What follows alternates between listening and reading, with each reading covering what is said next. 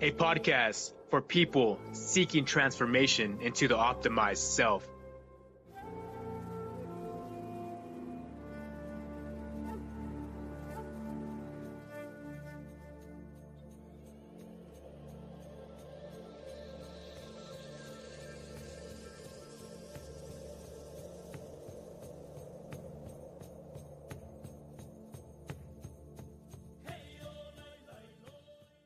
What's up, guys? Today's guest is Stan Progrebinsky. He's one of my good friends. He's a purple belt in Jiu Jitsu. He's the co-owner of New Breed Fitness. I've learned so much from this guy just from the few months of knowing him. Hopefully you guys can as well. Stan, how's it going, man? What's up, man? Welcome to the Ace Podcast. Thanks, man. Thanks for having me. Yeah, how do you feel? Feel good? Feel good? Feel good. Awesome. Hey, man, I'm alive. That's all that matters, right?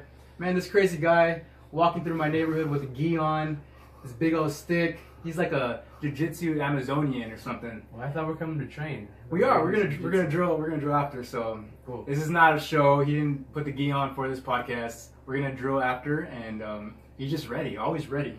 I love it. I love it, man. Let's get this started. So, what is something your peers don't know about you? Any hobbies? Any desires? Something that's always on your mind? Maybe a goal that is totally opposite from what you do now? I'm trying to learn how to play the blues. Oh, nice. I Yeah. love blues. Yeah, There's man. something I can always relate to. Sadness for some reason. I think it's like I don't know why it came to me, but something in my mind just clicked. You need to play guitar. I used to play guitar when I was a little kid, right? When I was 13 years old. Then I Mhm. quit. I think I was playing it for the wrong reasons, though.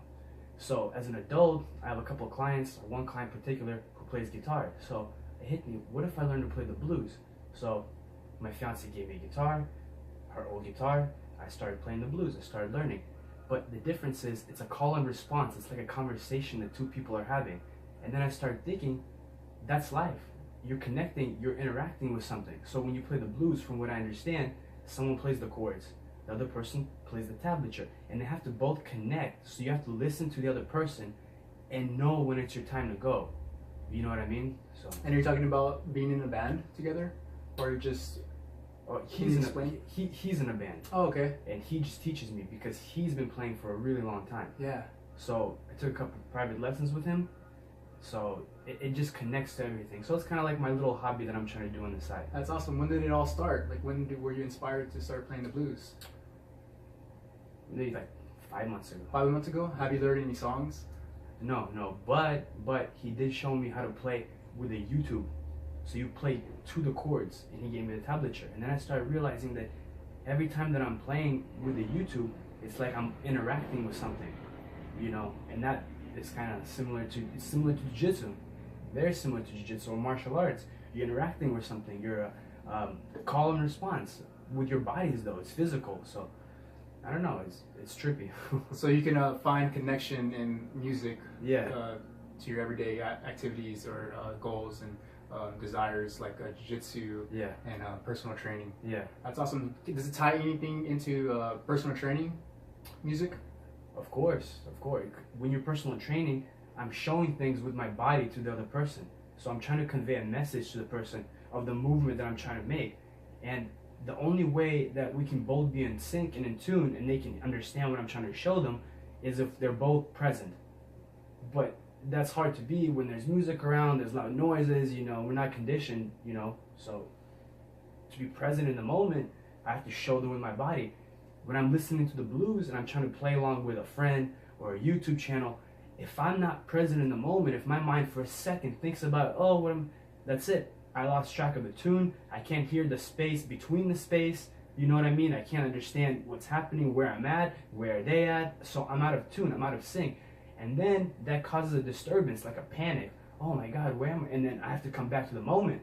But the moment's changed. So it's like my brain is not connecting things. It's seeing things like in bits and pieces, not because of anything's wrong, but just because I'm out of the moment thinking about other things and not what's right in front of me. And that, I feel like, hinders a lot of things throughout the day, whether you're doing jiu-jitsu, whether you're learning how to play guitar, whether you're personal training or massaging clients, anything, and that's where the disconnection happens. But then I realized that it happens all the time. So don't feel bad about it. Just every time reconnect. The fact that I know that it's happening, the fact that I'm trying to be aware that it's happening, then I'm like, whoa, where the hell are we living? How is this all happening? And then I try to come back to it every time, and then hopefully come back to the present more often. Yeah, so you got to stay focused, and in order to stay focused, you got to be present in the moment. You can't have one foot in the past and one foot in the future. Yeah. You have to be here right now. Yeah. That's amazing. That's beautiful. I love that. Easier said than done, though. Yeah. I mean, it takes a lot of practice, you of know, course. and you're willing to learn, to improve yourself, and to look back and see things in a different light. And you're just willing. That's what I love about you, man. You're willing to learn, and you can. We met each other in a yoga class, in a Bikram yoga, which is crazy because I didn't intentionally go there to meet anyone. I went there to do Bikram yoga. Yeah. And it's primarily women who take these classes. Yeah. So I go into Bikram yoga, and I've done Bikram yoga before. I don't necessarily do it for the stretching, which that is very intense, the stretching and the moves, but there's only a few moves for Bikram yoga. I go in there because it's hard. I always at the end, like maybe the last 15 minutes, I think about quitting. It's so hot, you're holding these poses, and like it's so hard, and I just think about quitting, and then I see everyone else, you know, doing the poses, and some people do walk out, but they really do not want you to do that. You know, it's kind of a slap in the hand. So I see Stan walk in, and he takes his shirt off, ripped. I'm like, wow, who's this guy? It's cool, man. Having someone looks like he's athletic, you know, and he looks like he works out, and that's cool, you know. Primarily the people in there it looks like it's just their hobby, you know. So I kind of didn't think anything after I saw him. I continued to do my practice, and at the end, tell him what happened. Oh, so that's crazy. So in the end, we're doing the final spinal twist, right? I'm spine, lift it over, lift the arm up, twist your spine, twist from the spine. I'm twisting, and man, no bullshit, I feel some kind of energy. I'm like, wait a minute. And then all of a sudden, boom, I scan, and I see somebody sitting there, and I'm like, oh, okay, I see you. And then I go, something told me, I think that guy does jiu-jitsu or martial arts. Afterwards, I come up to you, I'm like, hey man, jiu-jitsu? And you go, whoa, how'd you know? I don't know, man, it's from a distance, just sensed it. I didn't believe it. You know, he came up to me in the changing room and asked me if I did jiu-jitsu, and like I have a canteen that has the academy I trained for, the logo on it. So I just figured like he saw my canteen. Oh but yeah. He didn't see it, Uh-uh. and I'm like, that's so weird. But I just went with it. I love things like that where, you know, it just happens. It's organic, and you're just drawn to someone. You have that connection without even speaking, and yeah, I had a competition maybe a week after that, and we talked, you know, hey, where do you train? Oh, I train here. We should drill sometime. You know, I'm getting ready for this competition. Let's do it. And he said he had a studio. We can drill there. I have some mats. We could drill at my place. And at the moment, I was really trying to find someone to drill with. It had been really hard for me to find someone, and to have Stan come into my life was, you know, pretty much changed my life. You know, he just didn't help me drill. He also, you know, we'll get into it a little bit later, but he also helped me teach and help me learn how to articulate myself. And yeah, it's been amazing, man. I'm glad that little occasion happened. Me too. So tell me what your day-to-day routine is. And I know that's, I mean, for me, it's I have a schedule. I kind of almost do the same things every day. I don't know if yours bounces around. It bounces around a lot. Can you just explain, please? Yeah, so I think waking up early in the morning is now something I'm trying to do. And that gives me a lot more time to do the things that I need to do. And yeah, man, I just try to accomplish all the things that I have to get done and balance it out so I can do the fun stuff. And the fun stuff is actually making the other stuff even better. But if I don't take care of the stuff that I have to take care of, which is the, you know, I don't want to say fun stuff, everything's fun stuff, but more serious stuff, then obviously I can't do the other stuff. That's like a yin-yang effect. Yeah. So what are some of the things? So getting up early. Getting up early. What do you do next? If you do wake up early, what's the next step? You know, do you make some coffee? Do you do a little stretching? Do you do a workout? Oh, okay. You know, let's go a little rundown on a day in the life of Stan. I got you. So coffee first, meditation, play the blues, play the little riffs on the YouTube. do my katas, do my yoga katas, whatever it is, to get the energy flowing, get, you know, moving. Then head to the studio, take care of whatever I need to take care of, whether it's cleaning, whether it's bills or whatever, personal bills, balancing my schedule, making sure that when I'm going to train what client, who's coming in for massage, who's coming in for personal training, who's coming in when, where, balancing my schedule, making sure I get my training in, you know, the stretching, the rolling out, closing up, cleaning the studio after, taking care of everything, trying to figure out a way to grow, figure out a way to meet new people, how it all connects, and then by the end of the time, I finish out with YouTube and some podcasts.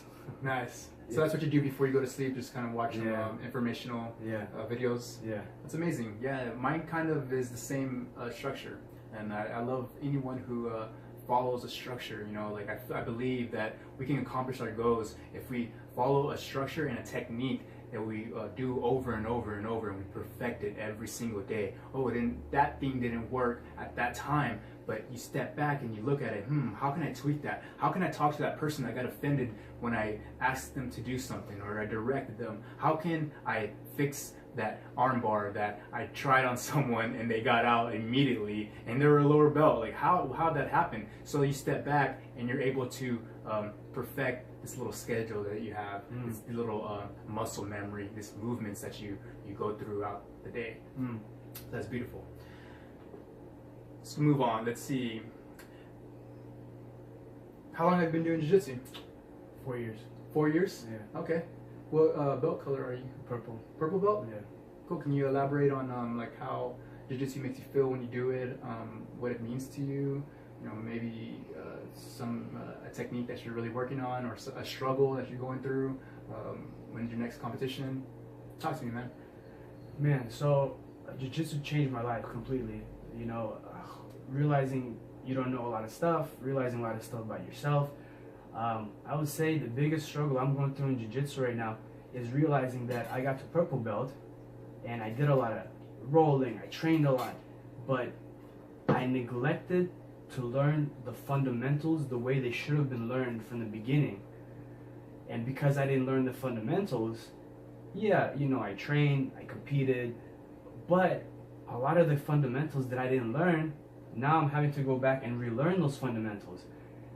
But that's also humbling. And at first, I'm like, man, I can't believe I didn't do this. But then I started realizing, man, what if I found out I didn't learn them later? It's better I found out I didn't learn them now. So, yeah, that's awesome. Yeah, your will to learn. You know, when we started drilling at his studio, I never really spoke about my techniques that I've learned at my academy. I come into my academy, very humbling and just willing to learn, and I just listen because I know that I'm a blue belt in jiu-jitsu and I'm still very new at it. And I go in with like a sponge, and I take everything in. I rarely speak about it, especially my techniques, especially to people who train already. I'm kind of an introvert when I go to class, so I can just soak everything up because I believe I'm still early in my career. So when I started drilling with Stan, I was showing him some of my techniques. You know, he showed me his little sequence. I'm like, oh, well, have you ever tried this? And then it just started this relationship where even though he's a purple belt and I'm a blue belt, he never made me feel that, man, why are you telling me what to do? I'm a higher belt. And that's what I loved about it. And he just let me explain my techniques. He took it all in. He's like, man, this really works. And it allowed me, you know, eventually I want to become a jiu-jitsu teacher. So it allowed me to take that first step on directing and showcasing and explaining my techniques that I've learned. And that's how Stan has helped me grow in my life. And just from it's been a few months that I've known him, and we're doing this podcast so you guys can see how he changed my life, and maybe he can help you guys. Since we've known each other for a few months, so I don't know a lot about Stan, and this is all new to me, and I love his perception, and I love the way he looks at things and how he dissects problems.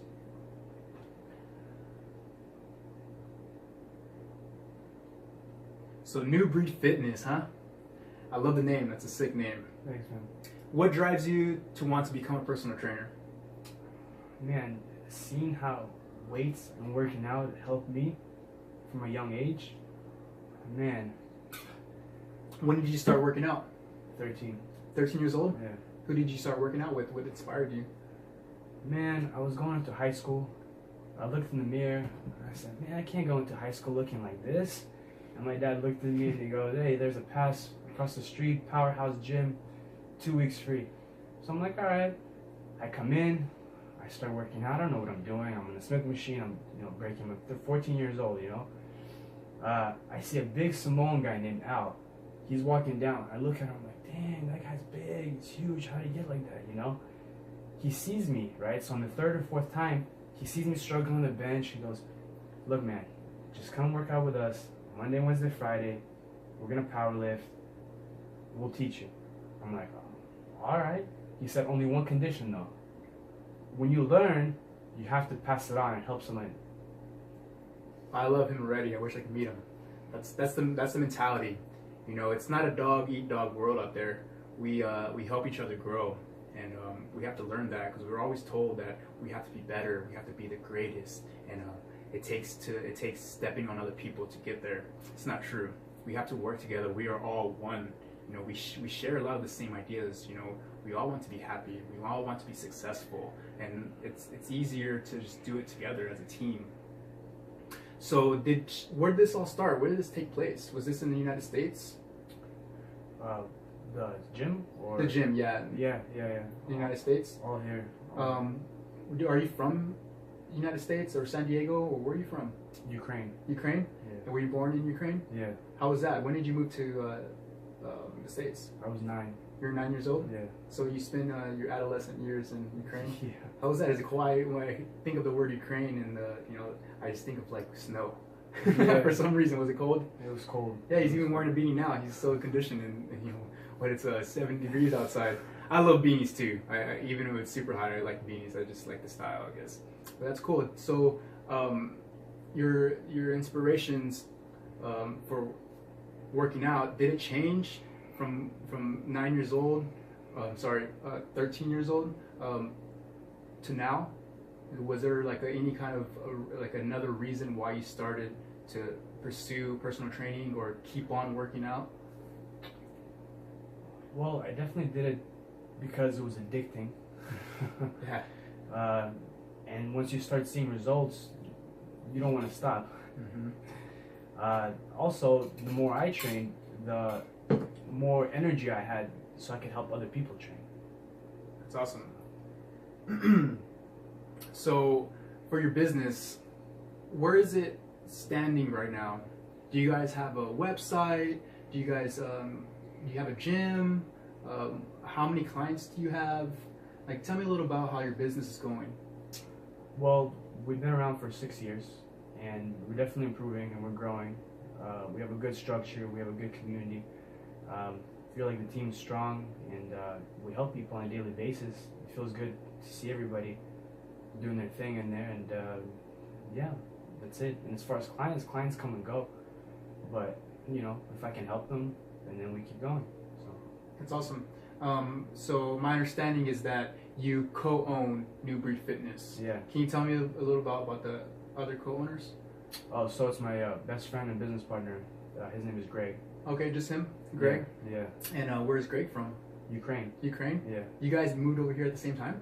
Same year, man. Same year. Same year. You guys are both. Well, how old are you? I am 32 soon. 32, and how old is Greg? He is 2.5 years older. Oh wow.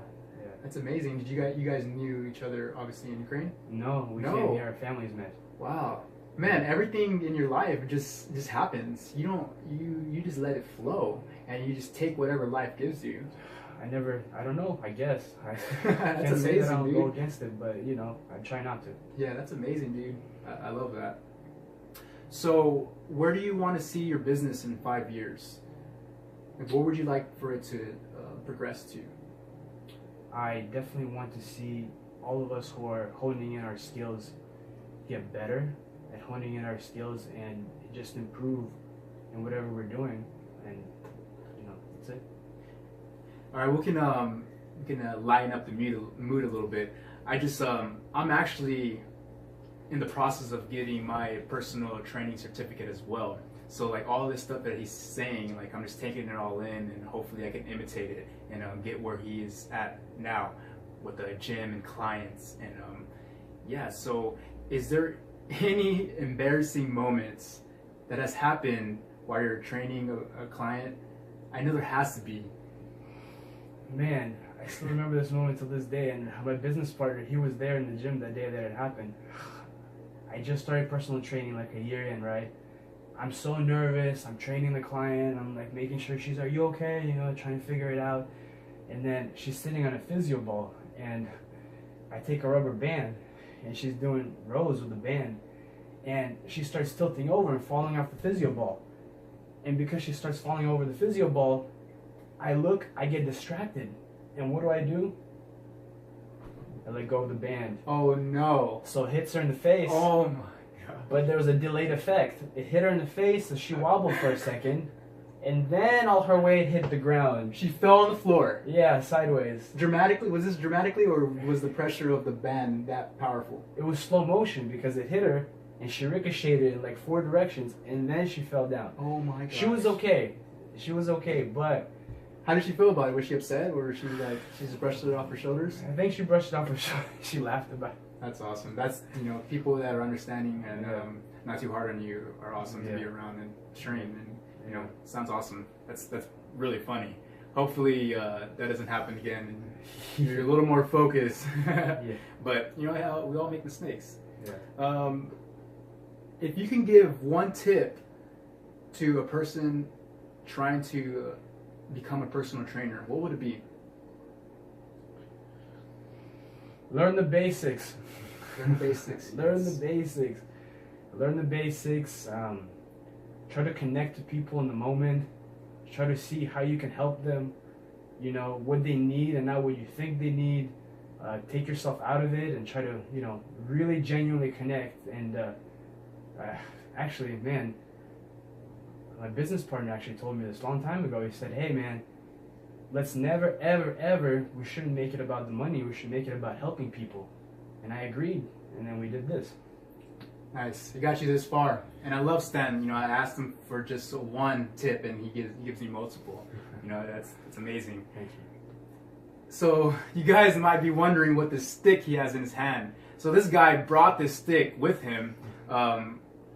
So since it's in the shot now, let's talk about it. What is this stick and what do you do with it? Oh, so a friend of mine, he shows me how to maneuver with a stick. So the way you maneuver with the stick and the way you twirl the stick and turn your shoulders and your hips, I'm trying to figure it out how it connects to martial arts, because it is martial arts. So the more I can twirl the stick and move with the stick and get my leverage when I move the stick with different drills, the better I feel like my weight shifting becomes. And the better my weight shifting becomes and sensitivity to feeling the stick, it helps with grappling. Okay. So I'm still trying to figure it out. It helps me. Sorry. But it helps me warm up. So I thought we were gonna, drill. So I was gonna warm up by twirling the stick, and then we start drilling. Yeah, I would love to see your technique, and hopefully you can show me a thing or two. Is there a name for this movement you use with the stick? It's just twirling the stick. Twirling the stick? Yeah. Okay, that's awesome, man. Yeah. I'm sold.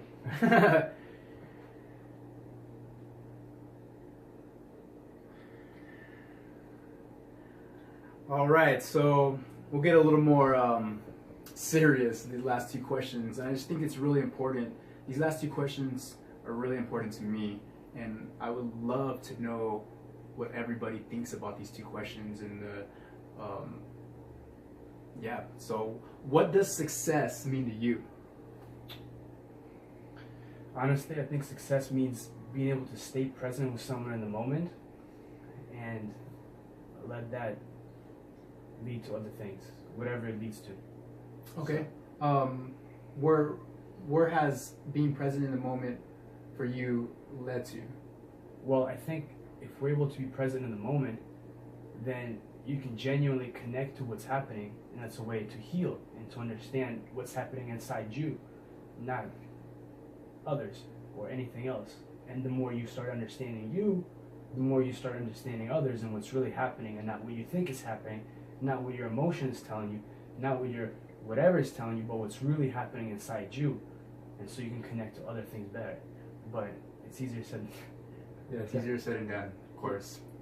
But as long as you're acknowledging it. As long as you're acknowledging it, of course, man. It's awesome. What does wealth mean to you?